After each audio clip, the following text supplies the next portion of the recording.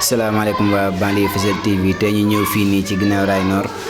fas yéene waxtaan ak Bouna Ciss te duñ def dara nag lu dul jox ko mu présenté wu su paree daal di wéyal waxtaan bi Bouna ñu ngi lay nuyu. waaw maa ngi leen di fay man maa ngi tudd Bouna Ciss agent de développement communautaire là et au plus de agent de développement communautaire bu ma doon je suis un technicien en génie civil. Il s'est trouvé que man dama dëkk ci quartier ginnaaw Rail Nord comme que je suis un agent de développement communautaire léegi man damay liggéey ak suñu délégué de quartier bu ñuy wax Papa Maguette Diallo moom moo toog ba benn bés xool ma xam ne que man damay liggéeyal gox bi mu woo ma ne ma man yow yaay suma tànk ak suma loxo léegi man bi ma woowee boobu maa ngi koy liggéeyal avant Covid 19 bi di am ci ginnaaw raay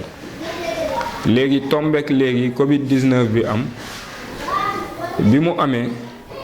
kon que man ci comité de quartier am laa bokk mu woo ma ne ma léegi lépp lu may def léegi mairie walla préfecture yow yaa ma fay demal ma ne ko loolu de dinaa ko sawar parce que yàgg naa dégg ci quartier bi ñuy stigmatiser chef délégué de quartier yi. te yow ci sama papa nga bokk ci sama papa yi nga bokk kon nag du ma seetaan ñu lay stigmatiser léegi lépp loo naroon def man dinaa la ko defal tombek force Covid 19 bi ñëw bi force Covid 19 bi ñëwee Macky Sall indi ay dons ci Sénégal yëpp particulièrement ginnaaw raay bu mu ñëwee ginnaaw raay nag man nag bokk naa ci comité bi doon recenser nit yi bi ma nekkee ci comité bi nag. léegi benn jour mairie bi wooñu ñu dem mairie ñuy joxe benn réunion d'information ci lii Macky Sall dugal ginnaaw raay yépp maa ngi leen di présenter li ñu wax ne que moom moo dugal ginnaaw raay parce que bi ñu maire bi woowee foofu ba ñu jox ñu information ñu def lecture des listes ñi nga xam ne ñoom ñoo am RNU ak mise sur pied d'une commission de toilettage ñetti points yooyu lañ doon waxtaanee. bi ñu ñëwee maire bi xamal nañu ne à ginnaaw raay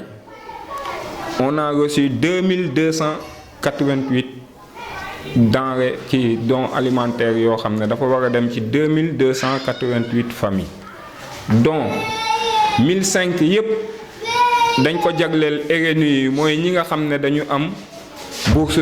familiale donc boo génnee 1005 ci 2288 dafay des 1283 ménages yoo xam ne daf fi am léegi ginnaaw Rail Nord est constitué de 12 quartiers ci 12 quartiers yi benn liste ngi nii liste bi du man maa ko inventé c'est le ministère de l'économie des finances et du plan moom moo yónnee liste bi ci liste bi il est mentionné dans les 12 quartiers de Guinaw Rail Nord qu'il y a 2290 concessions. 2290 concessions et 4292 ménages. Léegi ñu indi fi pour tous les ménages 2288 bu ñu génnee 1005 yi ci RNU bi mu des 1283 ci 1283 bi maire bi nañu léegi dama koy diviser par 2 bu ma ko diviser par 2 bu ma ko diviser par 2 benn bi nekk 641,5 beneen bi tam nekk 641,5 léegi bu ñu xoolee ne 641,5 loolu virgule bi amul ci la ñu ne nañu jël benn 642 ak benn 641 léegi ci 641 il fallait diviser benn 641 bi pour les 12 quartiers bu ñu ko diviser sur les 12 quartiers dafa tombé ne quartier bu nekk am na 50 kits yoo xam ne dañ la ko octroyé xaw ma nag li xew ci beneen quartier bi mais ci quartier Maguette Diallo dama koy wax li fi xew bi ñu ñëwee bu ñu diviser kits yi bokku quartier bu nekk am 50 suñu 50 ñun dañ ko indi ci quartier Maguette Diallo avec tout le comité de quartier et le comité de suivi bi nga xam ne moom la mairie bi installé léegi bi ñu ñëwee ñu dagg quartier Maguette Diallo en 5 zones bu ñu daggee quartier Maguette Diallo en 5 zones zone bu ci nekk ñu jox la 10 pour nga dem il s'est trouvé que sama zone bi ma nekk nii ba Taliba la léegi ñun bu ñu daggee suñu zone man dama ko bokk ak benn agent qui relais communautaire bu ñuy wax Safiatou ak benn agent de développement bu ñuy wax Gilaay moom mi ngi ci mutuelle de santé bi moom moo tailleur la ci artisan yi la bokk mi ngi marché léegi ñun bu ñu ñëwee ak suñu 10 yi dañu toog ñu ne léegi 10 yi naka lañ koy séddale ñu diviser ko par 3 ku nekk am 3 te man dans mon quartier suma zone bi nga xam ne suma sous-zone bi nga xam ne moom laa recensé mooy li ko dalee fin canal ba fële ba étage bi ngeen di gis nii ci kanam presque ñaari koñ la rek j'ai recensé 45 ménages mi ngi nii 45 ménages gis ngeen ko j'ai recensé ñépp ñu nekk suma zone kër locataire sax dama fa dugg a bind la bi ma ko bindee ma njëkk a am 3 yi léegi damay laajte population bi 3 kits alimentaires ñu jox la ko naka nga koy mën a séddalee ci 45 ménages benn fee ngoog ñu indiwaat 642 bi diviser ko mu doon encore 50 par quartier ñu joxaat ma 10 ma amaat 3 ba léegi muy 6 kits alimentaires yoo xam ne dama ko war a séddale ci 45 ménages léegi maire bi ci réunion boobu mu déclaré ne la commune de Pikine la ville de Pikine may na ko 200 sacs de riz de 25 kilos 100 grosses sucre 100 bidons d'huile de 5 litres 50 cartons de savon ak 20 cartons de gel 20 cartons lave-mains ak 50 cartons de javel nee na loolu c'est pour appuyer les communes d'arrondissement ci waxam mu ne moom il va appuyer la commune sur 300 ménages loolu yépp boo ko boolee ba ñu jox ko population Gannaaw Rail ba mu daj population bi dina des 1754 ménages yoo xam ne ils n'auront pas accès à ces denrées léegi il s'est trouvé que premier adjoint au maire bi kon ko man ak moom ñoo bokk benn bloc bi parce que man tam dama bokk ci benn comité boo xam ne dafay lutter pour la gestion transparente de la mairie mais moom xam na ne képp ku bokk ci collectif boobu àndul ak moom rek moom mu ngi lay jéem a diaboliser ba mu wër ci quartier bi fii yépp di wax ñenn ñi ne man maa bindul sama liste normalement c'est loolu laa toog fii tey pour setal ko parce que ñoom man liggéeyuma ak mairie liggéeyuluma leen man quartier Maguette Diallo moo tax may liggéey parce que moom laa àndal di jàppalante pour liggéey ak moom léegi man bu ma amee lu may dem di wax quoi que ce soit kon ci Pa Maguette Diallo laay yem d'ailleurs sax hier dem naa ba ci moom ne ko pour mu woo première adjointe bi mu wax ak moom mu bàyyi fi muy wër di yàq suma der man sequma ak moom dara aw mag moom benn xaar ma yàlla parce que ñun aussi am nañu droit lu ñuy laaj mooy suñu dëkkee ci commune ñu dénk leen commune ñoom nañu leeral askan bi naka la ñu gérer commune bi loolu lañ leen di interpeller ci loolu nag képp ku ciy xeex yow ñu ngi lay wut a diaboliser ak population bi ce n'est pas le cas parce que hier rek j'ai eu renseignement que ne suma coordonnateur mooy imam Assane Lo moom mooy coordonnateur wu collectif boobu parce que je n'ai pas droit à parler de cette collectif là parce que man dama ci am benn commission boo xam ne dafa spécifique te dama ci bokk kon bu may wax ci commission boobu laay wax mais du ma wax ci turu commission beneen mais généralement xam naa ne tous ceux qui gravitent autour de ce collectif là ñu ngi jéem a duut nu ñuy duggee ba daan sa kaw te loolu dafa war a cesser ñun lu ñuy laaj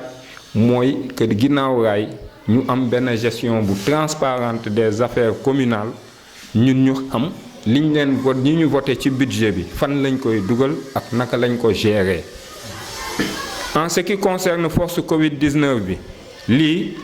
ku mu leerul sa bopp dootul leer parce que man aussi du ma recenser 45 ménages ci suma secteur ñu jox ma 12 kits alimentaires pour ma distribuer ko 45 ménages je tiens la population dama leen di tenir en haleine ñu wax ma est-ce que loolu c'est possible wala déet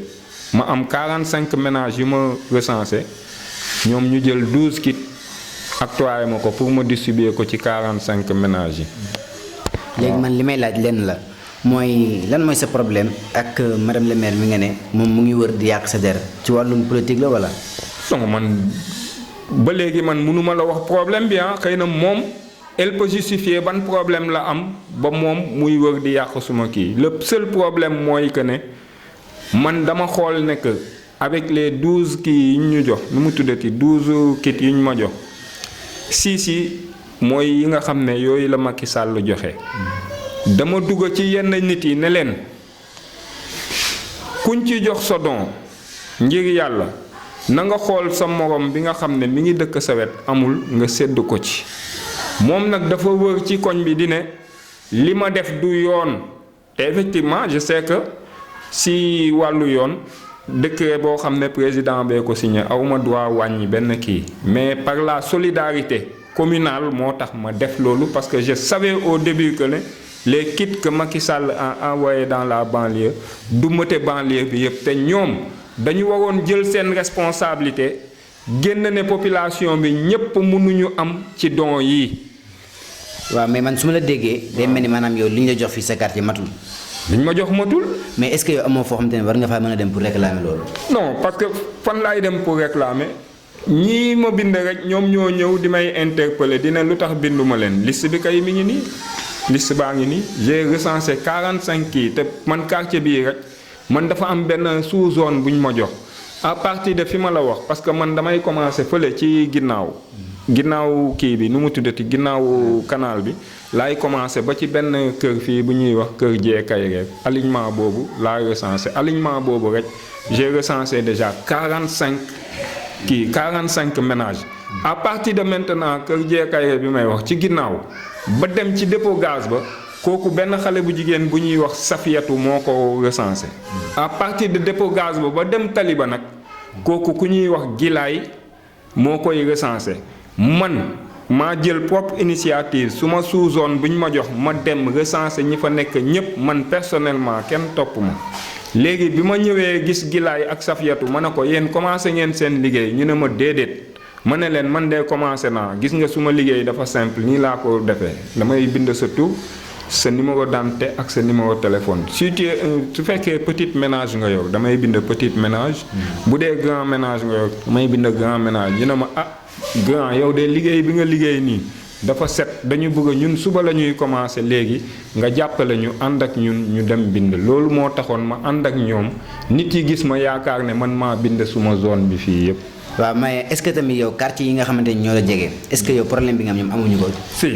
le problème persiste dans tous les quartiers parce que man am na benn groupement féminin bu ma rencontré avant-hier rek ñoom bi ma waxtaan ak ñoom ba pare loolu sax taxul woon ma jóg mais bi ma waxtaan ak ñoom ba pare dañ ma ne ñun de affaire dund bi am na ñu bëri ñoo xam ne gisuñu ko.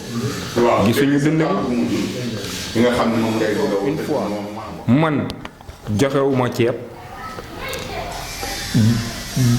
joxewuma ceeb jënduma ceeb pour joxe ko man daal li ma leen di wax mooy liggéey bi ñu ma santoon man def naa ko te yàlla tax suma aqulaay taala moo tax may wax leneen ku ñëw ci yéen ne leen bu naa moo ma bindul ba man awma ceeb dafay dox ci seen xel rek mais man bu ma sañoon fi ma toog nii képp ku dëkk ginnaaw raay mu am ci ceeb bi mais man joxewuma ceeb encore une fois encore 2 fois joxewuma ceeb que may wax encore que madame le maire ak toute équipe bi nekk ci commune bi yëpp nañu bàyyi agissement yi parce que démb rek ñu ngi woo suma benn jabar mooy jabaru imam Assane Lo suma sœur la que je salue au passage parce que kooku elle opte pour le développement du quartier encore démb rek ñu ngi koy woo di koy jox benn convocation mairie pour mu wuyu soi-disant que moom amul autorisation tabax këram ak affaire yooyu ñu ngi koy bëgg a créer parce que xam nañ ne imam Assane Lo c'est le coordonnateur de notre collectif encore une fois qu'ils n'ont qu'à taire ces agissements ñun ñoo bokk koñ bi suma frère moo koy denc man awma benn xaar ma yàlla ak moom li mu am suñu borom moo ko may nguuru yàlla rek moo dul jeex mais nguur boo gis ci kaw àddina dina jeex na def ndànk parce que koñ bi ñoo ko bokk te suñuy doom yi ñooy ànd di foo di ree di def lu kenn xamul kon am na yenn yoo xam ne ce n'est pas la peine warul xëcc suñu diggante moom bu amee benn problème bu muy régler na ko régler ak waa commune bi wala na ko régler ak population bi man nag je réitère mes mots man maa ngi ci collectif de lutte pour la gestion transparente de cette mairie.